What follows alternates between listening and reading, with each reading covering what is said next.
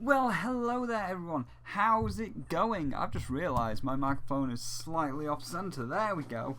Welcome to a video, or maybe the next part of Starbound, I'll see, but I don't think I'm going to make this the second to last part, because I am going to end Starbound fairly soon, but I thought today I'd get an easy achievement, which is the Destroyer of Worlds, which is to move a planet's worth of blocks. And how do you do that? Well, you stand in this corner, you let yourself die, you drop all your blocks, and then when you respawn in this water chamber, you pick all the blocks back up, rinse and repeat, and that's basically how it works until we get Destroyer of Worlds. We can just move the planet's worth of blocks fairly nice and easily. So as you can see, we've dropped them all, we can skip this, and then we pick them all back up, 328 sets of blocks, and as you can see, we're counting down once again to our own destruction. And apparently if you do this for about 10 to 15 minutes, which is going to be the length of the video, we're going to get the Destroyer of Worlds achievement. So there you go, there's a tutorial of how to get this achievement. You do need to have it as a survival character so that you can like drop the items and pick them back up, but there you go, that's your tutorial. So let's get into the video of where I was over the past couple of days, because you may have seen that I had some videos that were like, oh, I'm sorry that the computer's broke, and I was asking for help, which, you know, we obviously did get said help. And then I was like, oh guys, how do I fix this? And then people were very nice, you were all very beautiful in the comments asking how I fixed this. We got it working, and that's why we're recording today.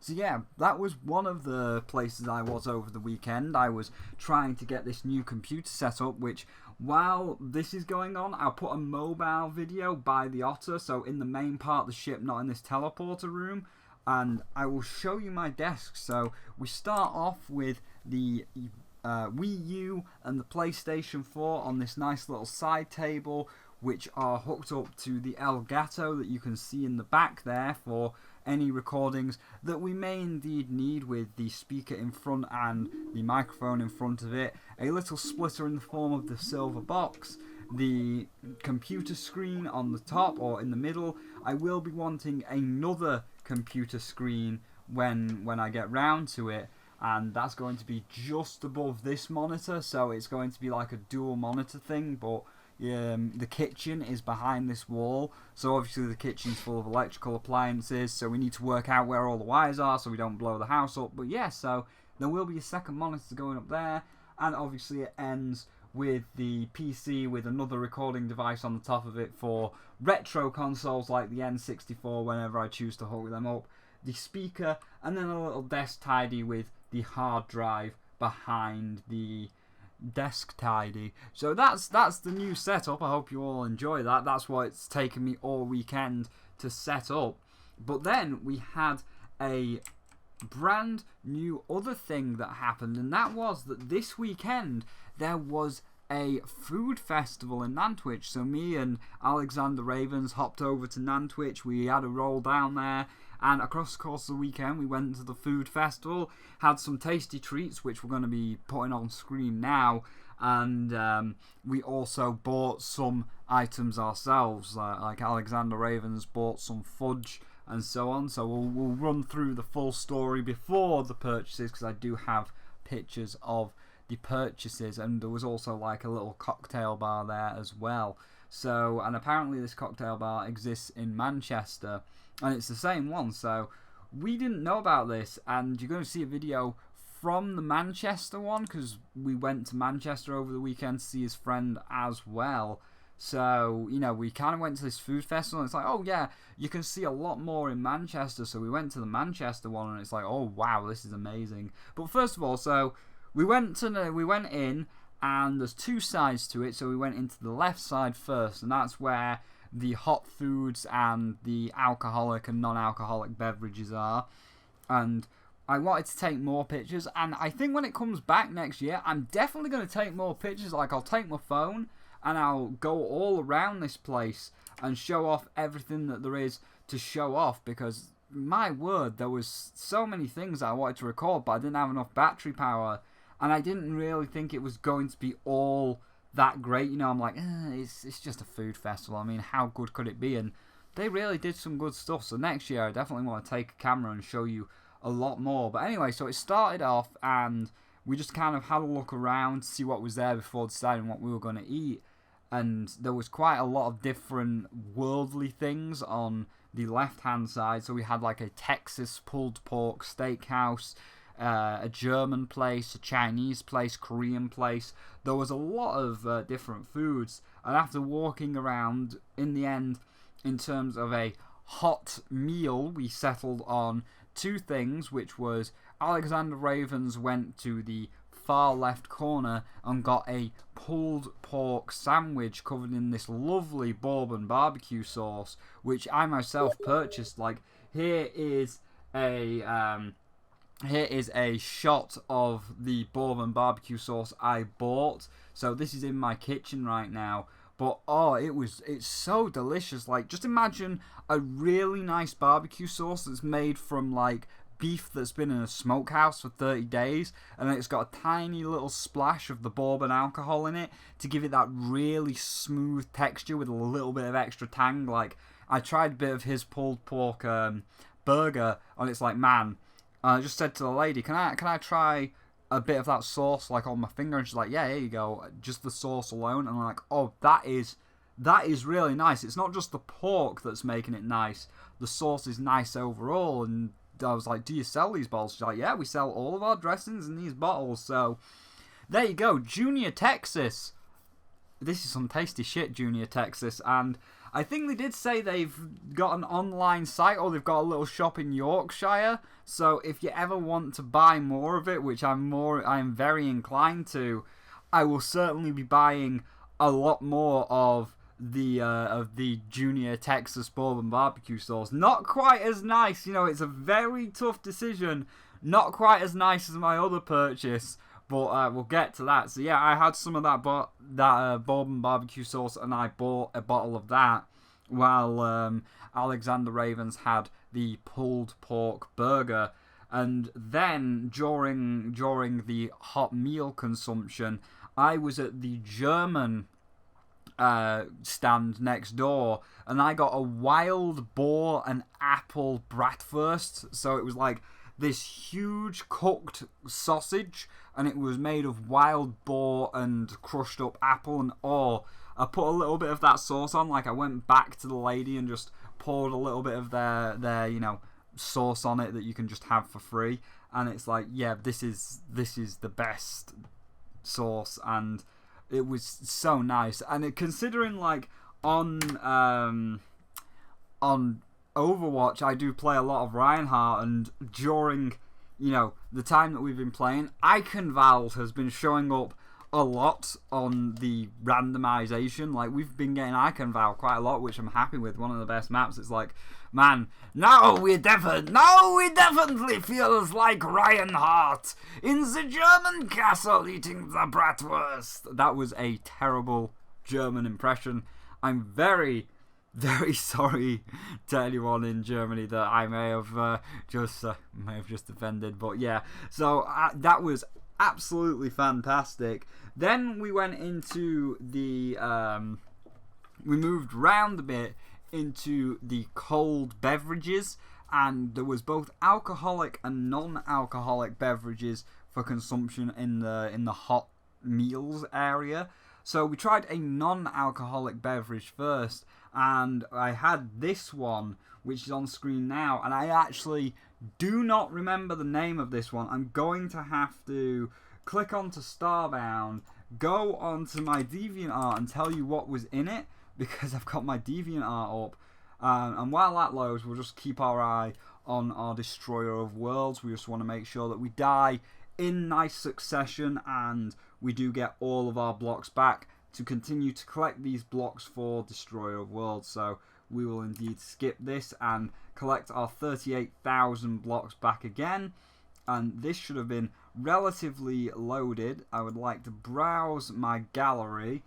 This was it, the crushed ice Hawaiian smoothie. So this was from the weekend's food festival, the crushed ice Hawaiian smoothie, made from peach, mango, banana, passion fruit, and dragon fruit. And that's the picture right there, but we'll get back to Starbound again, just to make sure that we're getting this Destroyer of Worlds. So yes, that was amazing. That was just a normal crushed ice smoothie. Oh, that was beautiful. I would certainly recommend getting that again if any of you are ever around for that kind of food festival. But then there was the second stand, or the second cold beverages, which was like a little cocktail shop, and it wasn't a full cocktail shop. You know, it was just a tiny bit, and you could, you know, try a little shot of each one. And it mainly just sold like the ingredients for making a cocktail. So, you know, it'd sell the glasses and the shaker, but it doesn't actually sell the full-on drinks. But they were saying like, oh, this is advertising cocktail bar in Manchester, and it's like, man, we're gonna have to try this. So I tried a few of the little shots. They were all right, and we went to this the next day. Alexander Raven's friend was like, hey, I'm in Manchester, you know, I'm back from college, because he does like a full on college course, and it's like a doctor's thing, so sometimes you can't really socialise. So we went to Manchester to see him, and we found ourselves the cocktail bar from the food festival that he was talking about, and it was like, oh, nice. So we all went in, and they were like, oh, well, you know, you can have some meals on the bottom floor, but if you want to go upstairs to the cocktail garden for just like cocktail drinks, we'll do that. And we got up there, sat down, and we had 2 cocktails each. I mean, I liked the first one enough to grab a second one, but we all started with just like Alexander Ravens started with this mead thing, as did his friend, and I started with Pretty Little Poison, which again, while we're on air, I will go back and I will read what was in the Pretty Little Poison. So this is what we found. I got the Rosé Vodka, Campari, Blueberries, Vanilla, and Carver. Every rose has its thorns, which, as you can see on screen, come out like this. So it's this lovely, oh, it was so beautiful. Like, it's not even that alcoholic, it's just the rosé vodka that kind of makes it alcoholic, but it was so delicious. Like, it's not that much alcoholic, it just has that nice little shot of vodka, you know, that slight aftertaste, but it's not like a bad aftertaste. It's a really nice, like, peach rosé smooth aftertaste, and it was beautiful. And the idea was, like, as you can see, it's got like those little sugar crystals round the top, and a bit of these clouds along the bottom aren't just like for show. The cloud around the potion of poison is actually cotton candy. It's candy floss. So what you're supposed to do is you can dip a piece of the candy floss in, and like you can eat the now flavoured candy floss. So if you dunked it in, the candy floss absorbs like the liquid, and now it's like it's like an alcoholic candy floss, and it's like, oh shit, that's really cool. I like that. And also, like, if you drunk it, you're supposed to turn it around every so often, because when you drink it and you drink it through those sugar crystals that are around the top, like, some of the sugar crystals come off, and it gives it like this little fizz. It gives this extra fizz. So you can either like eat a piece of candy floss, or put a piece of candy floss in your mouth, then take a sip, and like, oh, it was great. And then the second one, I tried the mead that they had, and they had this bourbon. So we're going back to bourbon barbecue sauce, but they had this bourbon shot glass thing, and it was in the shape of a pipe. And the cocktail bar representative was saying like how bourbon tastes better warm. And this is what the old people used to do. Like, all these hunters that you see, like, with actual real smoking pipes, they used to put bourbon in their smoking pipes and light them on fire. And when the cocktail bar did this research, they figured out that it actually works, and that's why, like, all these old people used to put bourbon in the smoking pipes, except they've done it into a proper glass. And I'll let this guy explain, because I did save the audio. So here he is, and he lights the bottom of the tray on fire so that the bourbon becomes warm, and you drink the bourbon as if you were like smoking it out of a pipe. But here you go, I'll let him explain that. is smokiness. So we're going to light the wood on fire at the table so you can sort of experience the barrel at the table as well. Cool. Okay.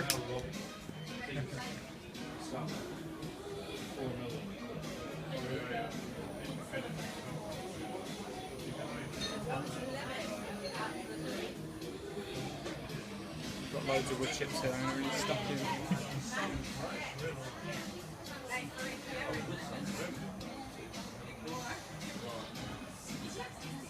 There we go. Enjoy drinking the narrow end like a straw. Yeah. Enjoy. Oh, wow, I'm scared for my beer there. Oh yeah. Go on, your face too long there. Should we let it settle? Just go for it? Yeah, I don't know what to say. Yeah, I'm going to go for it. Go for it now, mate. I'd do it now.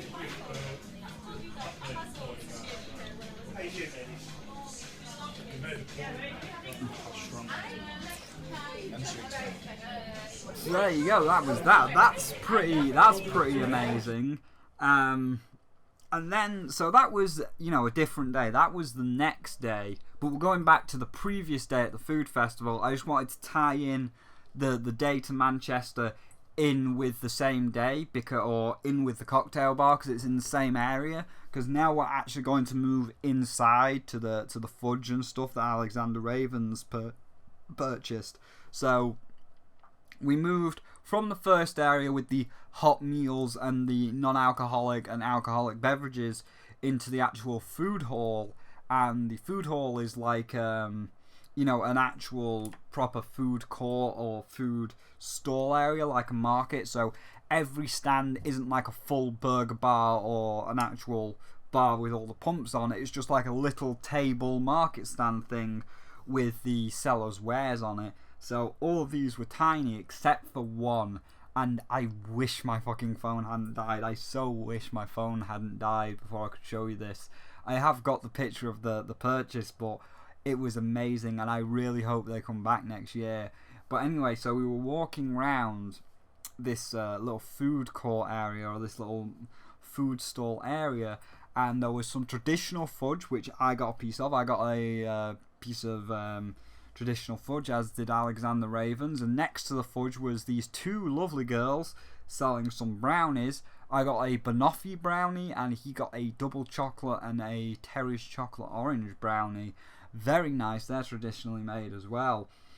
And then past them, but on the opposite side, so like when you're walking down, you've got stalls on the left of you and stalls on the right of you. But past them, on the opposite side, was another barbecue sauce place. And this one looked a lot different. It had all these cauldrons on it, and there was these big brass decanter things, and all these pipes and stuff. And it was like, whoa, this looks interesting. What's this? And everybody was crowding around it. So clearly there was something to do with this particular piece of apparatus, because it's obviously the biggest stall there. It's the one that stands out the most. And it was called the Chili Alchemist. And this one I would recommend. I think in one of my boxes I've got an actual voucher for them if I ever want to buy some more stuff off them. But this Chili Alchemist, I finally got through after everyone had seen it. What they had a oak desk, like it's an old steampunkish. It was very like the entire store was steampunk themed. So they had this oak desk, and it had like all of these big iron rods, and all of the rods held like 3 chains that came down into a tiny mini cauldron that had the different types of chilies and barbecue sauces in it. And each one had different names, like to do with alchemy. Like the one at the end, which is the one that they're supposedly most famous for, which is of course the hottest one as well, is the Philosopher's Brew, Philosopher's Stone. And like it's made via a 4-way thing, like the Philosopher's Stone, or a Philosopher's Stone in alchemy, requires like lead, sulfur, magnesium, and something else. Like, it requires 4 elements. And when you put the 4 elements into a decanter, or, if we were pretending that it's real alchemy, a transmutation circle. But when you put those 4 elements into a decanter, it's supposed to make a philosopher's stone. So they would take the 4 ingredients that make the philosopher's brew, i.e. the chili, and they would put all 4 ingredients into a big brass decanter like the one in the background, and it would all fuse together into this weird chili thing. And it's like, oh, that's kind of cool. So they're actually making chili. They're making chili and barbecue sauce via real alchemy. Like, they are doing things via real alchemy. And you got to try them all. And I tried one, which I don't remember the name of now. I actually want to bring it up. But I don't want to spoil what the name is, or I don't want to spoil what the box looks like. I just know it's like the mildest one, which is the barbecue sauce, and it's like the smoked potion or something like that. And I tried it, and I'm like, oh shit, this is awesome. This tastes really, really nice. I love this. And they were like, oh, do you want to buy some? I'm like, of course I want to buy some. And they were like, well, you got 2 options. You know, you can buy one of our crappy £3 plastic bottles, which is only this big, or you can buy one of these potion bottles. It's this amazing looking glass potion bottle, which I will be putting pictures on screen in a minute. Or actually, that one doesn't have the name on, but yeah. So here's the other one first. So it's like, here's this amazing glass potion bottle, and it's, you know, we seal it with a cork and wax, and this is £10, but we actually don't just give you this glass. We don't just give you a bottle full of this sauce. We pour it in this really nice, like, black alchemy box with all these alchemy symbols on it, and rather than just like giving you the shelf bottle, like the bottle that's on the shelf there, we make it right here live. And that's why everyone was crowding around. And it's like, well, what do you mean? It's like, right, so which one do you want? I'm like, I want the smoked potion, I want the barbecue sauce one. I'm like, alright, you want the barbecue sauce one. So it's like, right, well, barbecue sauce is obviously made with ground beef, and the barbecue sauce is obviously made with ground beef and all these sauces. But to get the ground beef, like, normally you want the oils. You know, like when you make a gravy. So if you are a professional chef and you make a gravy, usually you drain the fat off the beef. You know, like all of the fat juices, you usually drain that off the beef. Then you pour the fat into the gravy, and that's what gives it even more of a beef taste, because it's like the beef fat and some, you know, ground beef in there, rather than just using regular gravy granules. It's like, yeah, I see what you mean. So it's like, right, well, here's a piece of beef, right, that we've got a tiny, they were only tiny, of course, but it's like, here's the tiny piece of beef that's now going into this potion ball. So what we do, we're pouring it into a grinder, so we grind it up, and it come into these little, like, you know, beef shards, so it's all been ground up into kind of beef powder, and they put this glass dome over the top of it, and it's like, you see, to get the proper beef extract, to get that real beef flavour, you want to drain all air out of your beef. Like, we've put that through a grinder, so it's going to have a bit of a metal taste from the grinder. It's going to been exposed to oxygen, and oxygen isn't what you want in your sauce. So what they did, they put it in this glass dome which had this pipe around it, and they turn it on, and it kind of like steams it. You know, it takes it to a really high temperature, and it burns all of the oxygen away, and you see all of these like steam whizzing around one of these curvy pipes. Then when it's done, as not to like ruin the fact that they've just took all the oxygen out of it, the attach this other pipe to this glass thing, and it sucks all the beef granules out into this big brass decanter thing. And then, like, when they're making the sauce, you know, like when they're mashing up the tomatoes and whatever to make the sauce, and it's all being mixed together, like the sauce is going through all these pipes, and eventually through this big, huge spectacle, which again, my phone died, so I couldn't show it, but if they're back next time, if they are back next year, I need to show you that. But yeah, so after it whizzes, after all these different ingredients all whiz round these pipes and these big brass steampunk machinery into this big brass decanter, you see all of the steam coming out of this decanter, and it's like a little barrel at the bottom, you know, like a little beer keg at the bottom, and they put the potion bottle underneath it, and they turn it, and your shit that you ordered comes out of this potion bottle. As I say, it takes about 10 minutes, and it's like, wow, that is so amazing. And obviously, once it's done, they stick a cork in it, and then you get to see them drip the hot wax on it, so it comes out like this, you know, covered in the wax, because it's been wax sealed, like like they would in the old times when alchemy was a more prevalent thing. And it's like, shit, that is bloody cool. That is amazing. So yeah, and then obviously they put it in this big black box, and it looks great in that box, and I'm like, I don't even want to open this, you know, I don't even want to open this, it looks that good. Obviously I did open the box to show you what it looks like out of the box, but then I'm like, I don't even want to take the cork out of this. I have, because I'm enjoying it. That's the tastiest barbecue sauce I've had.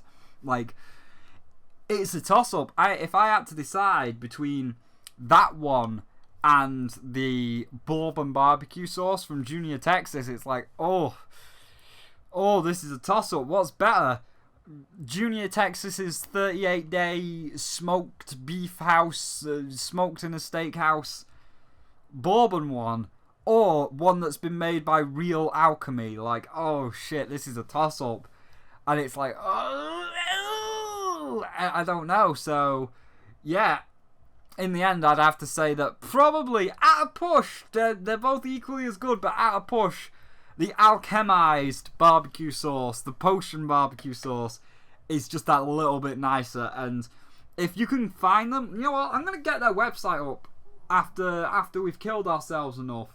I'm going to find it at the end, and I'll probably put it on screen now, so I will, you know, take a shot of their site and maximize it over this video, so you don't have to watch me just repeatedly dying. But I'm going to find their site, and I'm going to be saying, like, what you're seeing on screen right now is their website. It's called The Chili Alchemist.